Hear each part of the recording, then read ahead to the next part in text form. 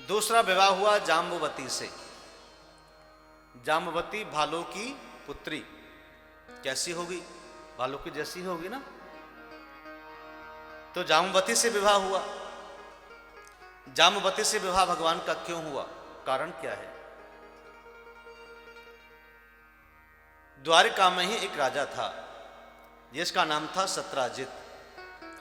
ये सत्राजित भगवान सूर्य का परम भक्त था। तो भगवान सूर्य नारायण ने सत्राजित को प्रसन्न होकर के एक स्मंतक मणि दी। वो मणि बड़ी मूल्यवान थी। उस मणि को पहन करके एक बार भगवान श्री कृष्ण की सभा में गया, और भी राजा महाराजा वहां बैठे हुए थे भगवान कृष्ण की सभा में। तो जैसे ही उस मणि को पहन करके आ गया, तो भगवान जब राज सिंहासन पर बैठे थे, यदुवंशियों से मंत्रियों से कहा कि ऐसा लगता है कि सूर्य नारायण आ रहे हैं हमारी सभा में। यदुवंशी बोले कि महाराज, ये नारायण सूर्य नारायण तो नहीं है, लेकिन सूर्य नारायण के परम भक्त हैं सत्राजित राजा। ये मणि प्रसन्न होकर कि भगवान सूर्य नहीं इनको प्रदान की है। इतनी चमक उस मणि में थी कि दिन में भी उस मणि को अगर हाथ में रख लिया जाए या साथ लेके चलें तो सूर्य के जैसा प्रकाश, दिव्य प्रकाश होता था। भगवान श्री कृष्ण ने कहा, उस मणि के अंदर एक बहुत बड़ी खूबी थी। यह मणि 2.5 कुंटल सोना उगलती थी। 2.5 कुंटल। अब जिस घर में 2.5 कुंटल सोना होगा, क्या वो किसी आदमी से आदमी कहेगा? नहीं कहेगा ना। जब 10-5 बोरी नोट बढ़ जाए तभी आदमी से आदमी नहीं कहता, तो 2.5 कुंटल तो बहुत होता है। लेकिन वो मणि 2.5 कुंटल सोना कब उगलती है? जब उसकी 24 घंटे पूजा होती है तब। बड़ी दिव्य मणि थी। उस मणि के लिए भगवान श्री कृष्ण ने कहा, सत्राजित, मैं द्वारिका का राजा हूं और राजा प्रजा की देखभाल करता है। अगर आपकी इच्छा हो तो इस मणि को हमें दे दीजिए, हम इसकी नित्य पत्ति पूजा कराएंगे। जो सोना ये देगी वो सोने को हम अपने राजकोष में जमा करेंगे, ताकि राजा का, प्रजा का भला होगा, सबका कल्याण होगा। सत्राजित ने कहा, प्रभु मैं आपको ये मणि नहीं दे सकता, ये मेरे गुरुदेव सूर्य नारायण का दिया हुआ प्रसाद है, मैं इसे आपको दे नहीं सकता। भगवान श्री कृष्ण ने कहा, तो ठीक है, आपकी मर्जी है भाई, आपकी चीज है, मत दीजिए। और मणि को लेकर के सत्राजित राजा अपने आश्रम में चला गया, महलों में चला गया। उसने इस मणि को अपने गले से उतार करके गले में बांध करके गया था। गले से उतार करके अपने एक स्थान पर रख दी। प्रातः काल सत्राजित राजा का भाई था प्रसेन, उस वह प्रसेन उस मणि को अपने गले में धारण करके घोड़े पर बैठ करके वन में शिकार खेलने के लिए चला गया। उस मणि का दिव्य प्रकाश देख करके उस वन का जो राजा है, जिसका नाम है शेर, ये शेर जंगल का राजा है, उसकी नजर पड़ी, दिव्य प्रकाश को देखा, झपट्टा मारा घोड़े के ऊपर, उस प्रसेन के ऊपर, उन दोनों को मारा। उस मणि को मुंह में भर करके जंगल की ओर आगे बढ़ रहा था। उस मणि का दिव्य प्रकाश देख करके ये जाम्बवंत भी उस वन में ही रहता था। जाम्बवंत ने देखा कि ये दिव्य प्रकाश कैसा है, तो नजदीक में आए, सिर पर झपट्टा मारा, शेर को मारा, और मणि को लेकर के ये भालू राजा अपनी गुफा में आ गए। और अपने गुफा में आने के बाद उस मणि को अपनी पुत्री जाम्बवती को दे दिया। अब ध्यान देना, ये जाम्बवंत वन में भगवान श्री राम की प्रतीक्षा कर रहा है। जिस समय भगवान श्री राम रावण को मार करके आए थे ना, तब राम जी ने सबको वस्त्र, अलंकार, आभूषण जिसके जो मन में आया सबने जो मांगा राम जी ने दिया। जामवंत भी बगल में ही खड़े थे। राम जी ने कहा जामवंत जी से, जामवंत जी आपने भी बड़ा प्रयास किया है सीता की खोज में, तो आप भी कुछ चाहिए, जो आपकी इच्छा है वो मांग लीजिए। तो जामवंत जी ने कहा स्वामी मैं आपसे क्या मांगू, मेरी इच्छा तो ये थी कि रावण के कुल में कोई ऐसा योद्धा मिल जाता ताकि मैं उसे देख करके उसे युद्ध की चुनौती करता, उससे मैं दो हाथ करता, लेकिन मेरा नंबर ही नहीं आया और मेरे मुकाबले का कोई पहलवान रावण के यहां भी नहीं था। अब मेरी बाहों में खुजली हो रही है, अब मैं क्या करूं प्रभु? प्रभु कृपा करें तो आपकी स्वेच्छा अच्छा हो तो दो हाथ जरा आपसे ही हो जाएं तो ठीक रहेगा। मेरी बाजुओं का जो बल है वह भी थोड़ा कम हो जाए, मेरी बाजुओं की खुजली मिट जाए। भगवान श्री राम जी ने कहा जामवंत स्वामी का और सखा का युद्ध अच्छा नहीं होता, नीति स्वीकार नहीं करती उसे। हां अगर आपको युद्ध ही करना है मेरे से तो मैं तुमसे युद्ध जरूर करूंगा। मैं जब कृष्ण अवतार लेकर के आऊंगा तब आपसे मैं युद्ध करूंगा। दो हाथ क्या, चार हाथ करना, 8 हाथ करना, कोई दिक्कत नहीं, लेकिन तब तक आपको प्रतीक्षा करनी पड़ेगी। राम के कहने से ये जामवंत वन में रह करके प्रतीक्षा कर रहे हैं राम से युद्ध करने के लिए। जामवंत ने शेर को मार करके मणि को लिया और मणि को अपनी पुत्री जामवती को खेलने के लिए दे दिया और आप अपने गुफा में अन्य काम करने लगे।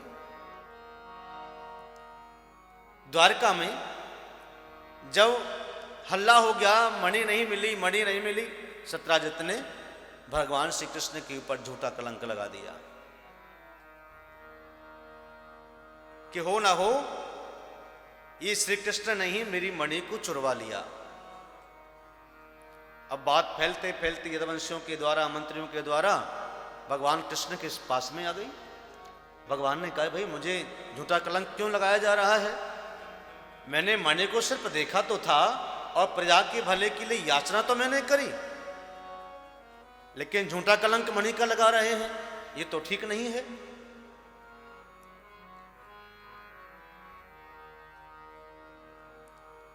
तो भगवान श्री कृष्ण कुछ मंत्रियों को लेकर के और यदुवंशियों को लेकर के गर्गाचार्य मुनि के आश्रम में गए।